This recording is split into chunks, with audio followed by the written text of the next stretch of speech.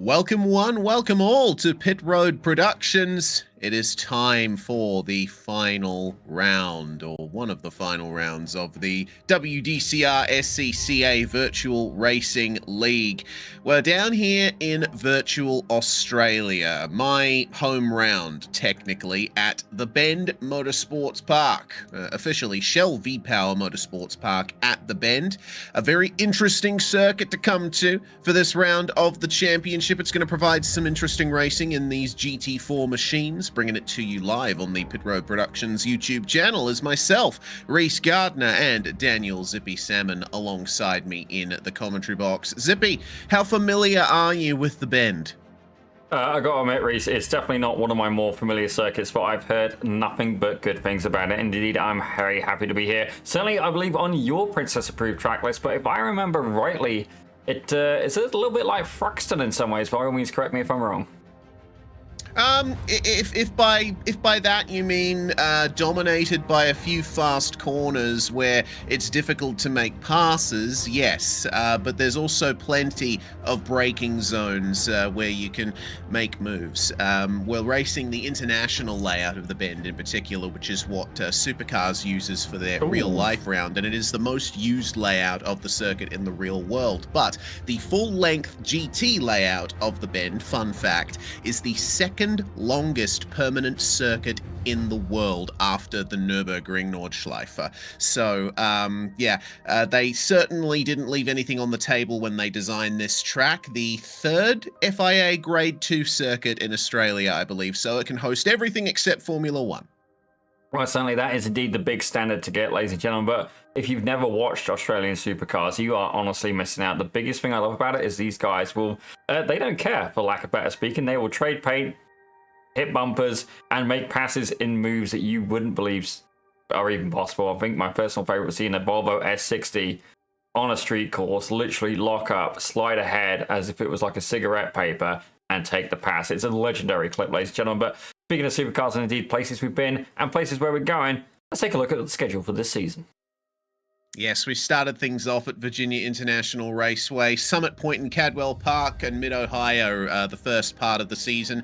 We took a little break and went to Long Beach in the Formula Vs for the special event at the end of October. Then Suzuka, Manicourt, and Spa-Francorchamps the previous 3 rounds before. We're here at round 9 at the Bend. 2 more rounds to go after this one. Sonoma and Watkins Glen will round out the season. It's always about this point of the season that I get to that. I get to the intro and I realize I haven't double-checked the schedule, and I say one of the final rounds. To be particular, it is the third last round of this championship. And I'll tell you what, Zippy, in terms of the standings, DJ Alessandrini is streaking ahead. It's almost impossible to catch him. Colin Denner, 75 points behind, and Denner himself has quite the advantage over Ken Housel and Jake King. Housel, I believe, missing out on a few points last week, but he and Jake King equal on points for third.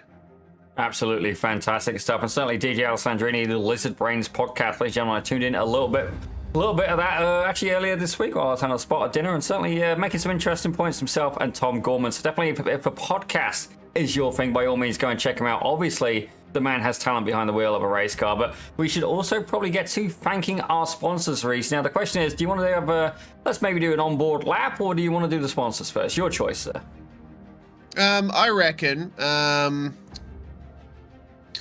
time is a-wasted. I reckon we should very quickly go through our sponsors, and then we'll see if anyone's on a lap before qualifying ends. We're still in the very early stages. So, first off, we must thank OG Racing, the official motorsports safety gear and equipment supplier to the Washington DC Region SCCA chapter, staffed by racers for racers. OG stocks everything from helmets, driving suits, shoes and gloves, seats, data systems, and top-quality brake pads from PFC, Hawk, and Paget.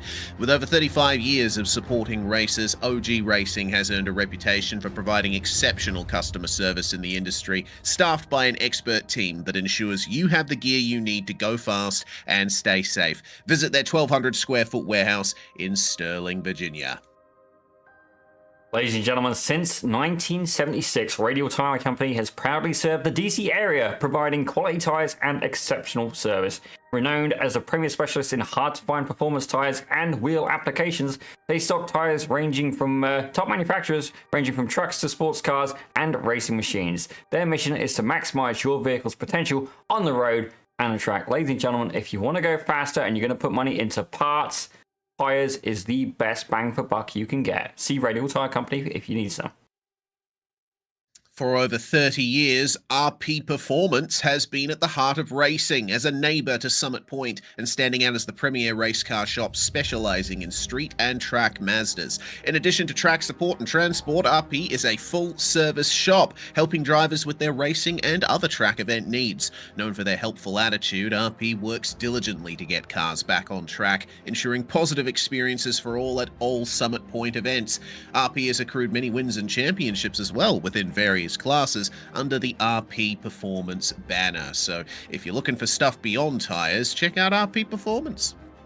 Well, ladies and gentlemen, maybe you don't want to go to the track that weekend. Maybe you're feeling like having a little bit of a cruise through the countryside. Belmont Classic Cars will be of assistance. It's a family-owned dealership located in Eastern Ohio, specializing in classic American muscle cars from the 1960s and 70s. Ladies and gentlemen, that is a niche area, and they know what they are talking about. They pride themselves on selling iconic rides and only offer cars they would want to add to their own collection. Established in 2017, the owners Andy and Dana Misak inherited their passion for cars from their fathers, avid enthusiasts of Chevy and Ford vehicles. Outside of the family business, the entire family has been involved in racing from motocross, trophy trucks, and their new endeavor of road racing. And ladies and gentlemen, I can tell you right now, having a quick look at what they got listed, definitely is a bit of a blast from the past, but my personal favorite I see listed is a 1975 Chevrolet Corvette with only 47,000 miles. It is a beautiful green in there, and I gotta say, it's an automatic. While I would prefer a stick shift, I gotta admit, it's a pretty...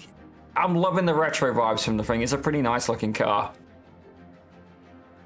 Yeah, certainly is. Fantastic stuff at Belmont Classic Cars. Finally, last but not least, Grand Touring Enterprises is an internationally recognized full-service classic automotive facility located in Frederick, Maryland, with a mission of keeping legends in motion. Their commitment to classic vehicles spans service, restoration, secure climate-controlled storage, sales, and consignment. Grand Touring also offers full collection-level consultation and management services alongside concours-level detailing. Their focus is on preserving the history and prestige of their vehicles and ensuring that the driving experience is equally spectacular and authentic. All of these sponsors helping to put this series together, supplying and supporting the Washington DC Region SCCA chapter in the real world, and helping them to put this league on and bring us on here at Pit Road Productions to bring it to the world. Well, time for an onboard lap, Zippy, and I see Chris Harp, right on time, is about to start a lap. Let's go on board with him at the bend. Very long front straight here. Just outside Adelaide in the small town of Tailem Bend. Hard on the brakes for turn one, which is a little bit more open than you think, but also a tiny bit tighter than you'd expect as well. You've got to blend through turn two, keep it on the throttle, and then back on the brakes for the hairpin of turn three. Got to nail the power on the way out because you've got quite a long, almost flat out section here. Maybe a slight lift into turn 5, and then the straight up to turn 6, a misleading braking zone. You brake a little bit later than you expect because it's an open entry into a tightening radius hairpin, and then across the middle of the lap, this never-ending series of right-handers. This is one of the most challenging pieces of racetrack in Australia, in my opinion. You got to balance the power and the brakes, and you got to be so careful not to hit the anti-cut curb at that apex there, otherwise you'll be sent flying into an S-bend to bring us back onto the main layout of the circuit, and just a few more corners to go and you'll be on your way back to the start-finish line. An uphill right-hander here, again, where you have to avoid the anti-cut curb at the apex. It's a double curb on the exit, which you can use, but you need to be careful not to lose traction. Hard on the brakes again in second, faster than it looks, this left-hander, and you're basically just tapping the brakes to get the car rotated at the bottom of this little valley, and then up over the crest onto a short straight again. to the slowest corner on the circuit, the penultimate turn. It is almost a 90-degree right-hander, but a little bit tighter than that, and as you can see, it's very difficult to actually nail the trajectory through there. Chris Harp maybe running a bit deep, just lifting off through the final corner, maybe tapping the brakes, and you're out onto the start-finish straight again. That is a lap around the bend, and for Chris Harp, that was a 1 minute 57.4. And actually looks like that was a few tenths slower than his ultimate fastest lap, so it is a bit more potential for speed there. Yeah, it definitely looks like quite a challenging track to learn, in all honesty. It's definitely, you've got to really be able to push the limit here, and certainly a refreshing amount of elevation change as well, as we see Mike Leader there, bringing it there across the start-finish line in that Listerine liveried car. Definitely, we can always spot Mike Leader, ladies and gentlemen, honestly, just because of the paint. But let's see, exactly how Cooper Van Horn is doing in it's this beautiful, absolutely gorgeous Porsche Cayman. Yes, the Porsche Cayman, the most popular car choice for this season of WDCR. Championship leader DJ Alessandrini drove the Porsche for a very long time in this series, but a couple of rounds ago decided to switch to the Mercedes to prove that it wasn't the car that was giving him that dominance at the front of the field. There is DJ coming out of the pits now. Looks like a 156.1 for his fastest lap. And he's actually still got another lap on his qualifying roster. Does he have time to get it in, though? 2 minutes left on the clock, and he's only coming around to maybe the first third or so of the lap. I don't think he's going to get another time in. Yeah, it certainly is going to be a harsh cut-off, I believe. Oh, well, actually, I could stand corrected here. It's DJ Alessandrini. We'll go for a scenic drive at the minute, ladies and gentlemen. But certainly looking forward to this race. It's not one of the more common tracks we see here on Pit Road Production. I only see it maybe 2 or 3 times. So definitely going to be interesting to see how WDCR has a race evening here. Certainly could be interesting indeed, not being one of the traditional classics, I guess. We've had a late improvement in qualifying. Cooper Van Horn has just moved from, I believe, 12th to 6th, so he'll be very happy with that, getting a time in the 1 minute 56.8. And we're getting a bit of a field spread of, well, between 1st and 14th place, it's about 1.3 seconds. Around a circuit that is nearly 5 kilometers in length, that's a pretty tight field spread, I have to say. And DJ Alessandrini's advantage at the front of the field that he's usually enjoyed this season is not as big as it used to be. DJ was actually only about a 10th faster than everyone else in practice, and he sits around about 2 tenths ahead in qualifying at the moment. Yeah, we'll have to see if he can make an improvement. Certainly Jack Chrissy, though, doing the Englishman proud here, as he will be representing McLaren in his car choice. I've got to say, myself, honestly, I've never had the fastest performance in most races I've been in, but certainly I've always enjoyed picking what is the more interesting car. And it is, honestly, it's almost spec Porsche here. Tom Radford representing McLaren as well. We do see a couple of Mustangs floating around, but yeah, a couple... quite a variety in some ways, but realistically, the Porsche Cayman being the car of choice, majority of the field taking it. I'll have a quick count as well. Yeah, indeed. We shall see. Well, now we're under 10 seconds to go. Count them down. 5, 4, 3, 2, 1. And goodbye to DJ Alessandrini. And we will be kicked over to the race session. And you just confirmed in our chat, Zippy, that 11 out of the 20 cars here are the Porsche Cayman. So yeah, it is quite dominated by the Stuttgart machines. Here's the grid. DJ Alessandrini starts on pole with Jack Chrissy in the McLaren alongside him. Jonathan Schwartz and Colin Denner are 3rd and 4th. The 3rd row of the grid taken up by Ken Housel and Cooper Van Horn. Raul Iriarte and Mike Leader will be 7th and 8th. Our final row in the top 10, Dunning-Kruger, I don't think that is a real name, I think that's a pseudonym, Anthony Montello alongside. Well, definitely first time I've seen Dunning here today, but I've got to be honest, Reese, he's got 7,500 IR. He spent some time on that account, so we'll have to give him the benefit of the doubt. But Chris Harp, he takes 11th with Thomas Lathrop in 12th. Wally Hajicek, he is going to be in 13th alongside Adam Koback. Welcome back, buddy. He's there in 14th with Jason Road in 15th and Louis Alessi in 16th. Cameron Goof takes 17th alongside Tom Radford in 18th with Will Long in 19th and Nick Jones taken to the grid there in 20th. And that is your entire field for this third last round of the championship at the Bend.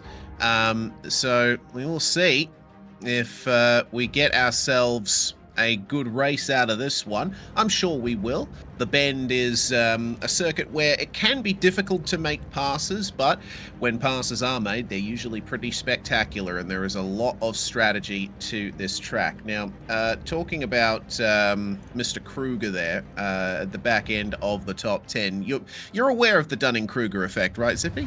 Not a clue. Okay, so it's a cognitive bias where people with low ability in a specific area overestimate their competence, while high performers tend to underestimate theirs. I think the choice of that name might be a bit of a statement being made by the person behind it. So what you're saying is me saying I'm slow means I'm actually quicker than Max Verstappen? I mean, potentially. Well, the only way I'm going to beat Max Verstappen is if I indeed falling downhill with a huge amount of mass attached to me. And don't get me wrong, I'm sure there's some physics in there involved which would make that not possible, but we're going to give you the benefit of the doubt on that one. Yes, indeed. Well, here we go then. Into the opening corners of the lap. And what I'm thinking for this race, obviously, WDCR doesn't have pit stops. This is a 30-minute sprint. There's no pit stops required and no safety cars either. No brakes to the racing. You're just flat out for half an hour in this series.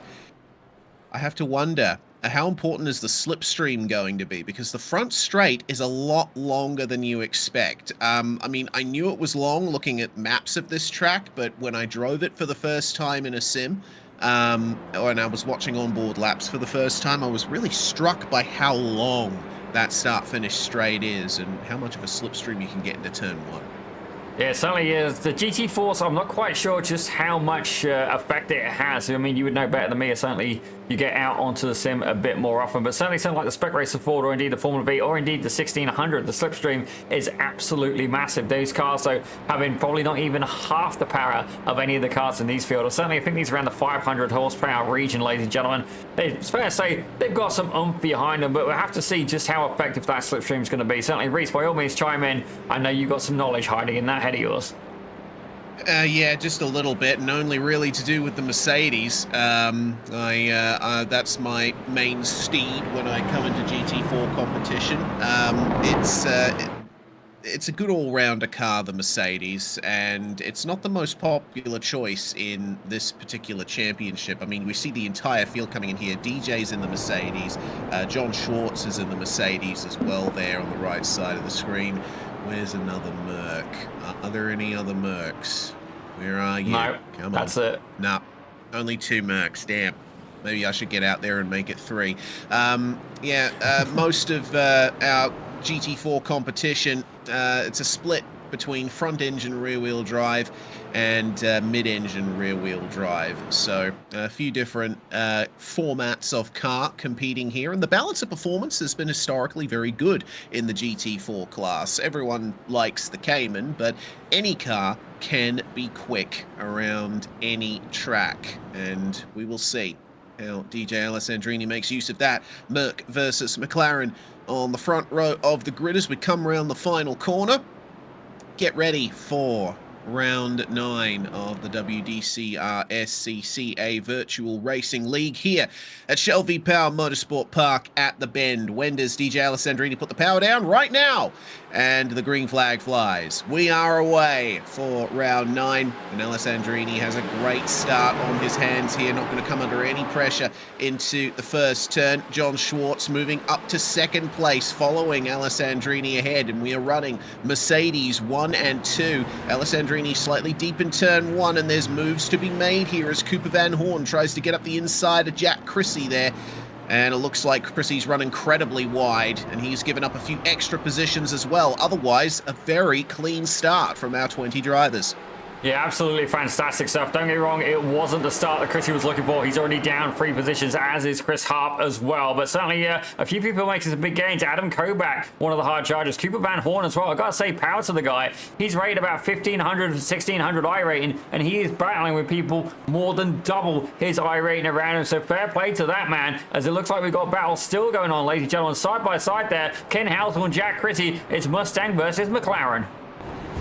Yeah, it's going side by side through that section, especially on cold tyres, is a recipe for disaster. If you're on the outside, you basically have to give the position up to save yourself and the driver who's trying to pass you. Chrissy defending that position very well there, as he is now only down 3 positions from where he started. Thomas Lathrop, meanwhile, holding off Chris Harp there, and that's a good exit from Lathrop.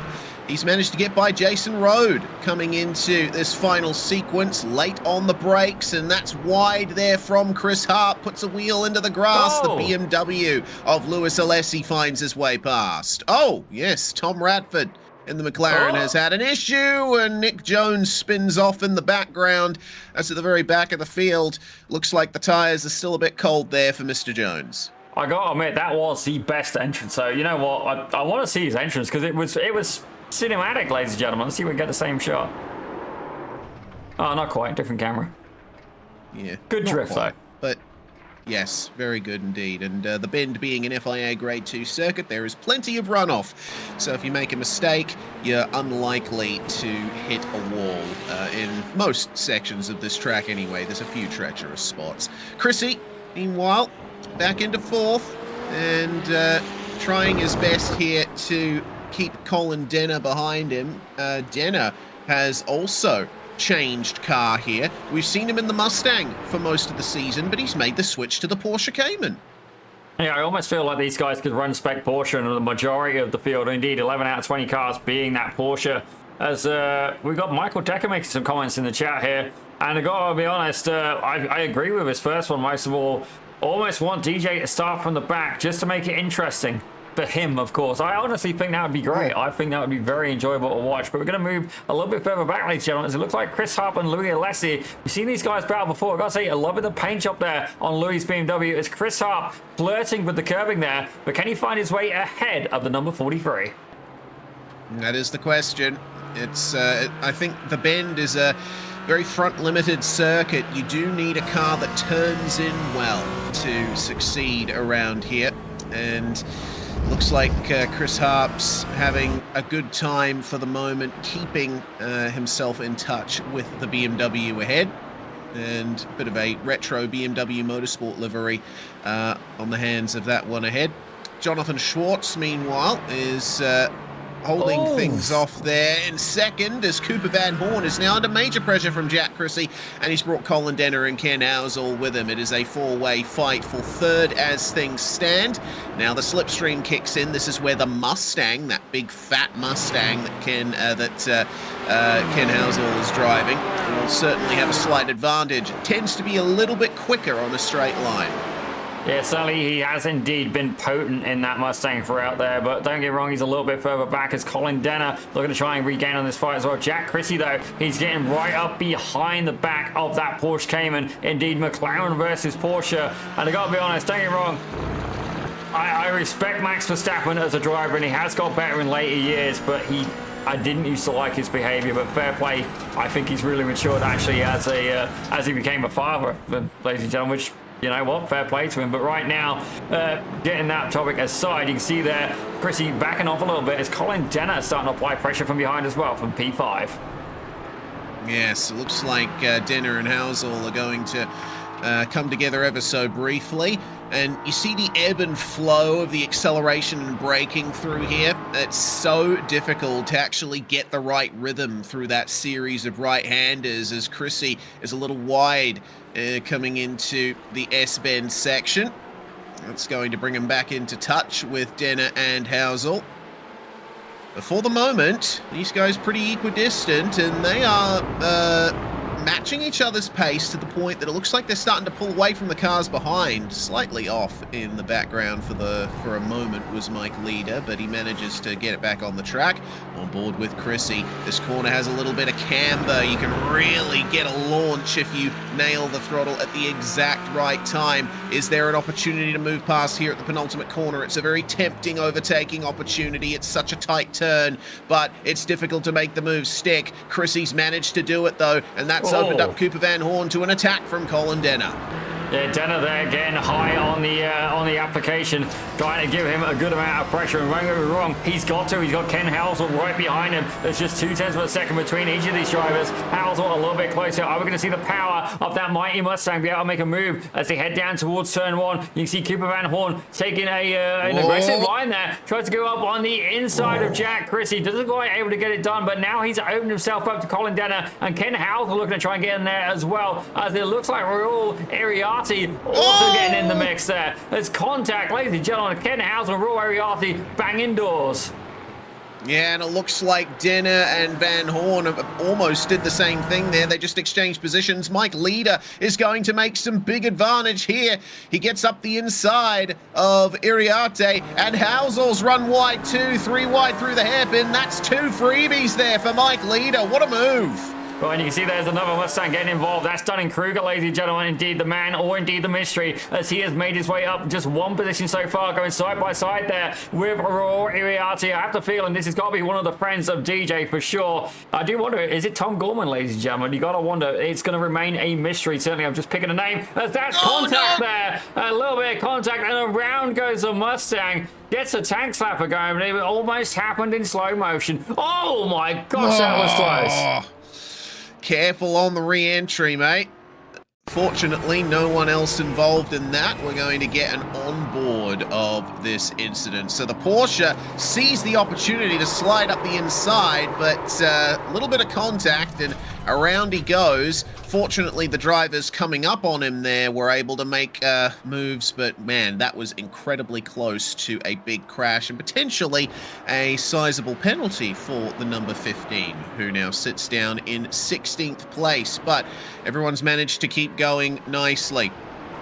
So, let's see then where the battles are falling now. Wally Heidechek holding off Chris Harp here, and Wally still in the same position he started in 13th at the moment. Chris Harp and Louis Alessi will be giving chase very shortly. Keep an eye on the slipstream here. Yeah, it seems like though the slipstream is there and it's strong, it seems a bit difficult to actually get an advantage until you get to the corner. Yeah, certainly passing here is definitely starting to be a little bit of a challenge. Chris Harp is definitely applying all of the pressure there. I don't think he's looking to make a move, but certainly make himself very visible in the mirrors of the number 10 car. But you see lurking in the background, Louis Alessi in that beautiful historic themed BMW, ladies and gentlemen. So good. There we go. Look at that. I'm absolutely loving the BMW paint scheme on there. But right now, Chris Harp applying pressure, but it's all going to be potentially a little bit of a loss if he can't keep away from Louis Alessi right behind him, P15. Yes, indeed. There's plenty of pitfalls around this circuit. You have to be on your A game the whole way around, otherwise you're going to be having issues. Back up to the battle for what is now 4th. Cooper Van Horn in 5th, looking at Mike Leader behind him.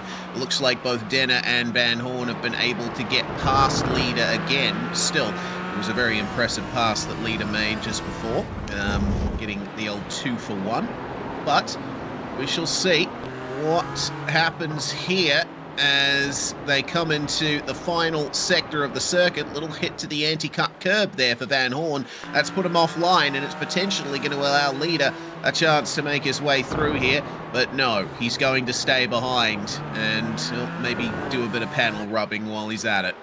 Yeah, definitely applying a good helping of pressure there is the driver of the number 53, Mr. Mike Leader. Not a dentist, ladies and gentlemen, as we start to begin lap 6. Certainly a good bit of racing so far. You can see there that Denner is indeed starting to pull away, albeit very slightly by about half a second. Having a look, though, at the front of the pack. Fair to say, Jonathan Schwartz has been keeping DJ pretty honest. He's not been able to get away. The 2 AMGs here doing quite well here at the bend. I drove the Mercedes at the Bend in one of my league races a month or 2 ago, and It's a nice car for this track. You can certainly get the best out of it here. It's a relatively neutral handling car. Does like to oversteer, especially on the power in second gear. The Porsche, meanwhile, it's been a while since I've driven it, but it is a nice all-rounder, and Thomas Lathrop making good use of his car's attributes there as that was almost a run into the rear from Adam Kovac, but he somehow managed to keep it out, and these two will continue fighting up 2 and 3 positions respectively as Kovac runs deep, runs wide, catches the gravel and the grass, and he's going to fall back quite a bit. This battle, meanwhile, shows no signs of slowing down. Colin Denner has started to break away from these guys as Van Horn is still under pressure from leader. Housel and Iriarte are right there, looking to take advantage. That's a poor exit and running off the track from Van Horn. He manages to save it. Does he protect the position there from Mike Leader? Just enough room to the inside, and it's a double left-hander, so the advantage should be maintained here, but Leader is trying his best to make life as difficult as possible for the Porsche driver of Cooper Van Horn, and here comes Ken Housel, surely not 3 wide into this corner. Oh, there we go. Leader gets tapped around. He's going to be none too happy with how that worked out. He ends up falling back to 9th place, and it's going to get worse as he couldn't recover it, and he is out of the race. He's towed back to pit lane. How things can go so wrong for Leader, who got a mechanical black flag from that contact. I don't really think he did anything wrong there. That's just a shame. Yeah, definitely a little bit unfortunate there. It's Ken Housel now getting pressure from Raw Iriarte right behind him, ladies and gentlemen. I believe he's one of DJ's accomplices. We're going to call him that, ladies and gentlemen, as realistically the guy just shows up and slaughters the driver. So it sounds, I feel so terrible. These are really talented drivers as well. Fair play to him. But let's take a quick look at that replay. Try and get maybe another point of view. Yeah, I think the chopper view explained things pretty nicely, and well, we're going to be here again, so that's going to be up the inside for Ken Housel, and yeah, it looks like Housel maybe could have afforded to brake a bit earlier, because the actual line through that corner is so narrow at this point that it's really difficult to go, let alone 2 wide, even 3 wide through there. So yeah, Housel maybe sticking his nose where it shouldn't have been, but even the best of us can make mistakes, and Ken Housel has managed to get away with that to a point. Still sits P5 under pressure from Iriarte. Van Horn, meanwhile, also got involved in that. He was the one stuck on the outside, and now he needs to try and keep Thomas Lathrop behind him for P8. Yeah, I feel bad for Cooper because, don't get me wrong, he's fallen down 2 positions from the start, but fair play to the guy. He made a lot up at the start, and he's been putting on an absolutely fantastic defensive game. He's not really had a break or a chance to be able to focus on the car ahead. He's been able to keep an eye on his mirrors, and I do have to wonder if that's actually going to slow him down. He had great qualifying pace, but is potentially that, you know, the pressure from behind starting to cause maybe a few unplanned errors. So he protects the inside then from Thomas Lathrop, gets to the apex, which is all you really need to do at that corner to stay ahead. For the moment, the battle will continue. Van Horn got some front-end damage earlier on in the race, which might be affecting his straight-line speed, and Van Horn is going to take advantage in the slipstream to try and move past here at turn 1. As I said in qualifying, a bit more of an open corner than you'd expect as Iriarte passed Housel there in the foreground. Looks like Van Horn is going to stay ahead of Lathrop, and it's going to bring Adam Kovac into the fight. There he is in the red machine behind. For the moment, looks like the exit is where the 84 of Lathrop is really going to make his advantages. But again, side by side through a corner at turn 5, which is very difficult to pull it off. And Van Horn is still going to try and force the issue to the inside there. And it's deep and wide for Thomas Lathrop. And Adam Kovac is going to say, thank you very much, mate. I will move through. But for how long? He's stuck on the outside for the right-handers. Yeah, certainly these 3 Porsches are having an absolutely fantastic battle so far. There's passing between them almost constantly. Every corner, somebody else is getting ahead and moving up into P8. But for how long, ladies and gentlemen? Certainly right now, the hard charger is indeed the driver of the number 85 car. It's Adam Kovac up 4 positions overall and the best colored wheels on the grid. Ladies and gentlemen, they're bronze. I'm biased. Forgive me for it. But right now, I gotta say, defensive driving 101 being demonstrated here by the driver of the number 13 car, Cooper Van Horn.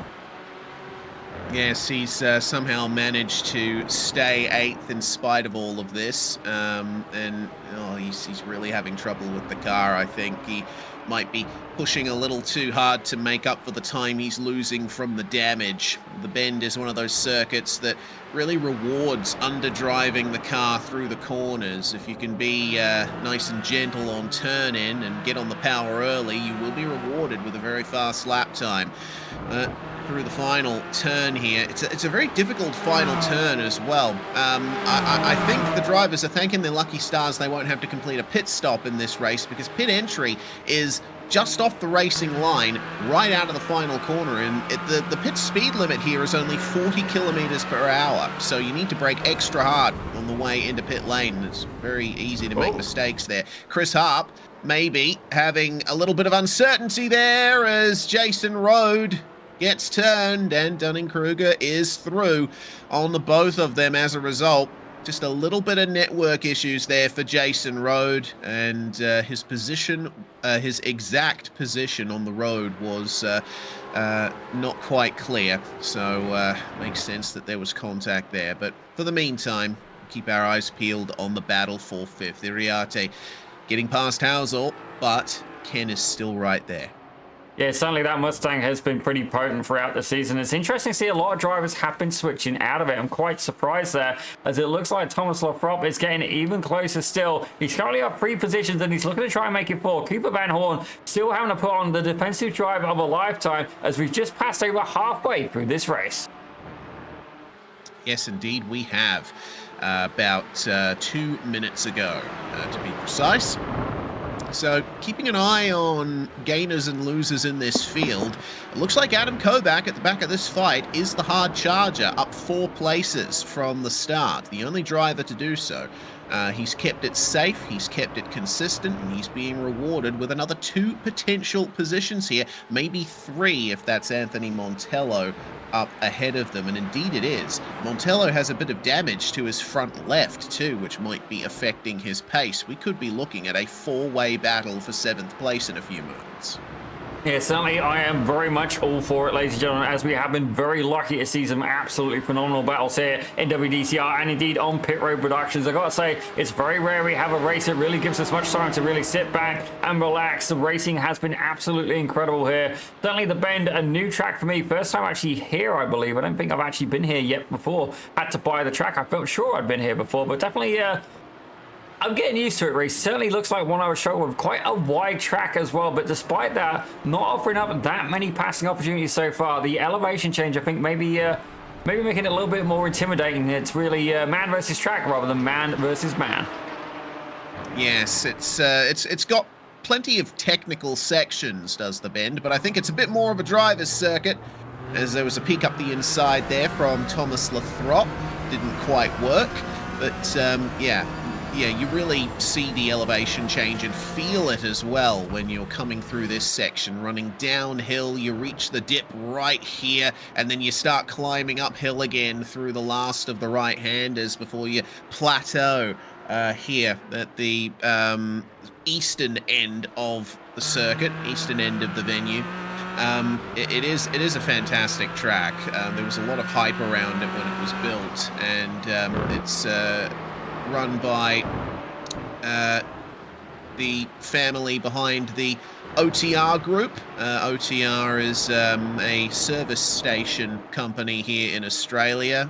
They provide basically petrol stations and convenience stores around the country. So a lot of money in that, and a lot of money that the Cheyennes, that's the family, were able to throw at this venue, and they've done a good job of bringing it up to scratch as well. As I said, it's an FIA Grade 2 venue, so conceivably it could host a round of the World Endurance Championship. There's been rumblings about that for the last few years. This track has already hosted Asian Le Mans Series as well, so firmly entrenching itself in the sports car racing world in the Asia Pacific.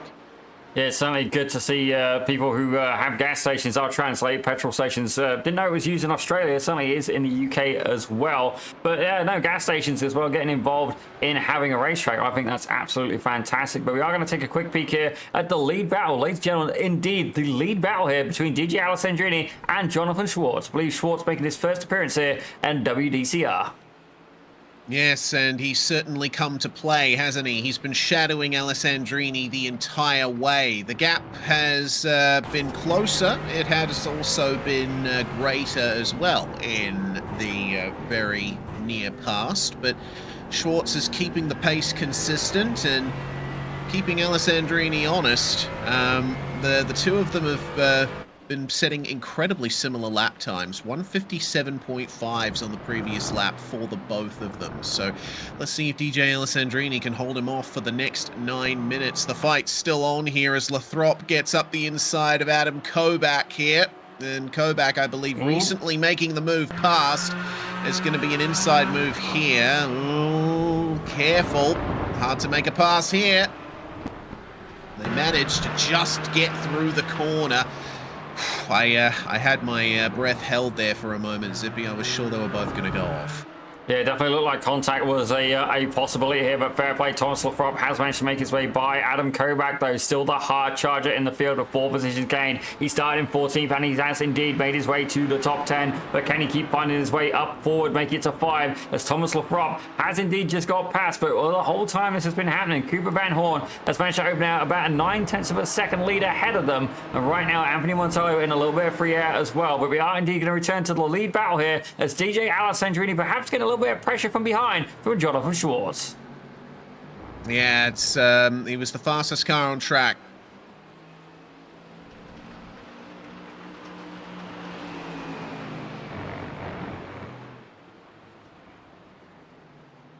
Well, ladies and gentlemen, Reese Gardner having a vow of silence for the moment here, as Jonathan Schwartz has indeed kept applying the pressure here right behind that Mercedes. As can he keep it going? It's only about 4/10 of a second now. Time is running out. They've got about 8 minutes to go. Now, you got to wonder as well, has Alessandrini been holding off? Has Schwartz been holding off as well? Has he been waiting to try and make a battle in the last couple of laps here? Both of these guys driving the AMG. I do know it's an open setup in this series as well. Perhaps these drivers have a couple of different tricks up their sleeves yet as we enter the final 6.5, 7 minutes of this race. Indeed, we do. I believe I am back. Why does my USB device reset in the middle of a broadcast? I have no idea. But we'll keep our eyes on this battle for the lead. This is going to be such a fun time between our two Mercedes. Once again, about 0.2 of a second faster on the previous lap was John Schwartz. And so Alessandrini, I think, is having to actually drive defensively for the first time in a while. Let's see what he can do here. We usually see DJ all on his own up at the front with barely any pressure, but his fellow Mercedes driver is really bringing the fight here. Let's see then, as we have 6.5 minutes to go in this session. And that should result in about 3 laps remaining, I'm sure. You can see Jack Christie there has fallen back about 4.2 seconds behind him, but still Jonathan Schwartz, the driver of the number 18, making his debut here, I believe, on WDCR and indeed on Pit Road Productions, keeps applying the pressure to make their way around the start of the circuit. Further back though, Thomas Lathrop, he's not happy with just getting past Adam Kobach. He's looking to take a piece out of Cooper Van Horn, to which not many people have succeeded there. As I say that, goes to make a move up on the inside and not quite able to get it done. Cooper Van Horn, he must have a boat anchor in the back of that Porsche, because it's fair to say he's been great on the anchors and put up an incredible defensive game. Yeah, indeed. Fantastic stuff from Cooper Van Horn, as he's been trying his best to stay ahead despite his damage. He goes off the circuit there on the run up to the hairpin. That opens up the opportunity for Lathrop to get up the inside. Dirty tyres for the number 13, and Cooper Van Horn will have to yield there. It's an interesting hairpin, that, as Van Horn, it appears, has gained himself a black flag. I think he exceeded the incident limit with that off track. Yeah, that's definitely not what he had in mind, and we do know he's got a bit of body damage to the front of that car, but I gotta say, fair play to him, the driver up to number 13. He's rated 1,585 iRating, and I gotta be honest, he did absolutely fantastically battling with the likes of, Ken Housel, further up in the field, Jack Chrissy, Colin Denner. He was battling with all of these guys, more than double the rating for a lot of them. Well, actually, generally more than double. I'm doing the maths now. Some of them even 3 times the rating. He put in an absolutely phenomenal race, but sadly, it's not going to be on the cards for him today. It's Kovac now looking to apply a bit of pressure. Honestly, at this point, I do have to wonder if Cooper Van Horn will indeed take the drive-through or just keep racing and serve the black flag after the race. Yeah, if you take the drive-through, it's certainly going to be brutal here. As I pointed out earlier, pit speed limit here is 40 kilometers per hour. That's round about, I think, anywhere from 15 to 20 miles an hour, 20-something miles an hour. So not ideal for him, but he is going to jump into the pits, and that right there is what I was talking about earlier regarding pit entry. Someone gets on the brakes for the pits in front of you, you have to make sure that you can avoid them because, yeah, pit entry here is pretty brutal. And have a look at the slow crawl that Cooper Van Horn has to deal with. Yeah, he definitely has my sympathies, but he is going to have to pay the pipers right now. Let's take a look here at Colin Denner, who's now got Rory Rialti right up on his rear wing.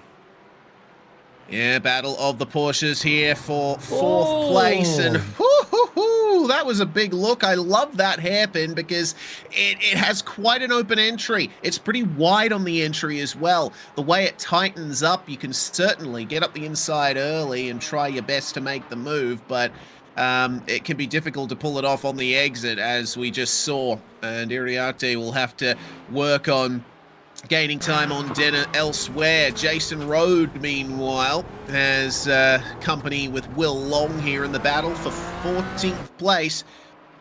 Got to wonder if there's going to be any moves to be made there in the near future. Seems anywhere in the field you have someone to race with. Yeah, it certainly do. It looks like on best lap, these guys only separated by about 6/10 of a second, so it could be a really good fight here. Will Long rocking one of them Lizard Brains podcast liveries. I gotta say, it is a beautiful paint. Loving the purple, loving the green, ladies and gentlemen. But right now, pulling away by about half a second, as we are indeed going to check in back on our lead battle in the final 3 minutes of this race.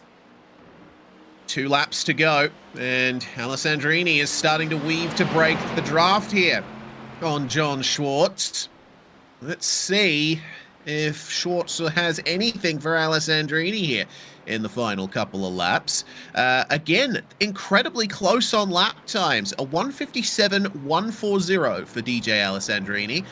Compare that to a 1:57.154 for John Schultz, only 14 thousandths of a second slower on that lap, and he has the benefit of the slipstream as well. So let's see if Alessandrini can keep his iron shields up for the next 1.5 laps.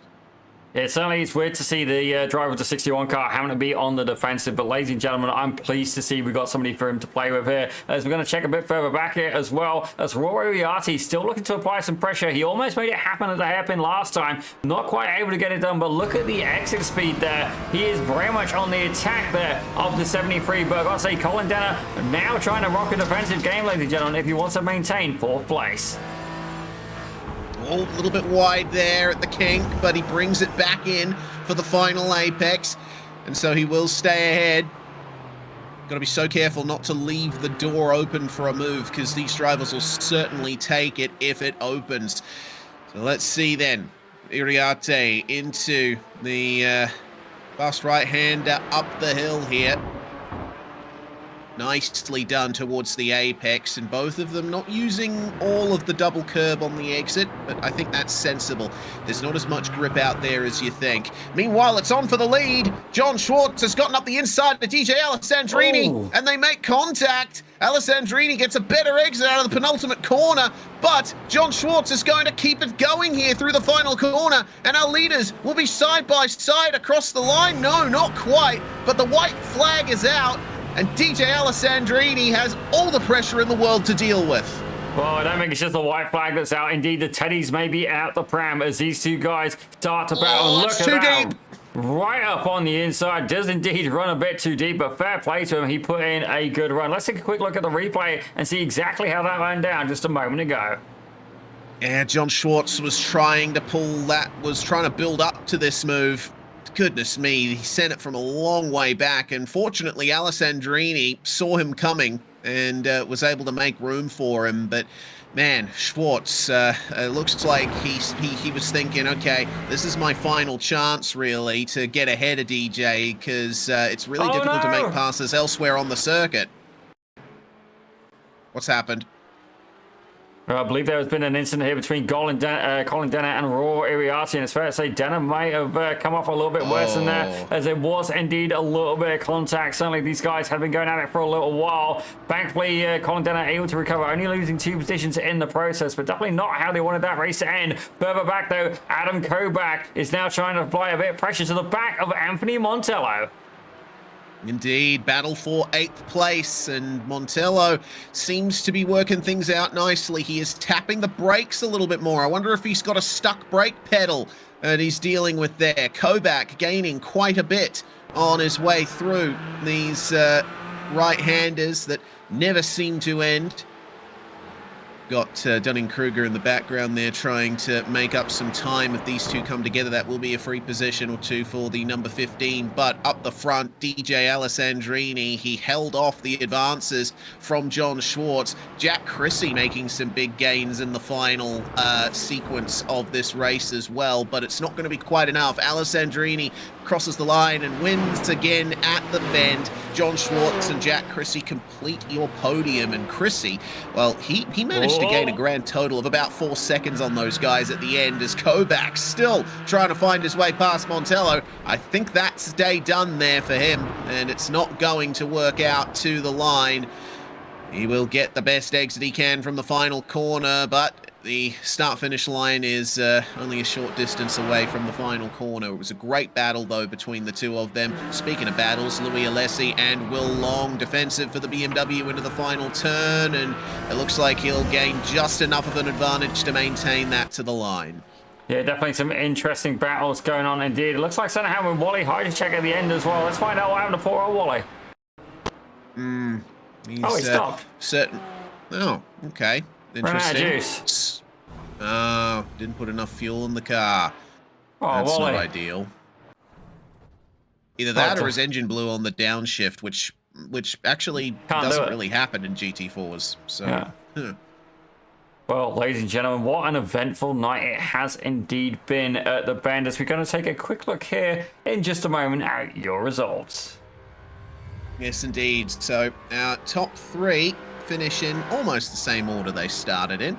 DJ Alessandrini ahead of Jonathan Schwartz and Jack Chrissy. Raul Iriarte up 3 positions to 4th, and Ken Housel ultimately finishes where he started in 5th after that unfortunate contact between Iriarte and Colin Denner, who rounds out your top 6. Thomas Lathrop up 5 places, very impressive run to P7. Montello gains 2 positions to finish 8th, another 5-position gain for Adam Kobach to finish 9th, and Dunning-Kruger started in 9th, rounds out your top 10.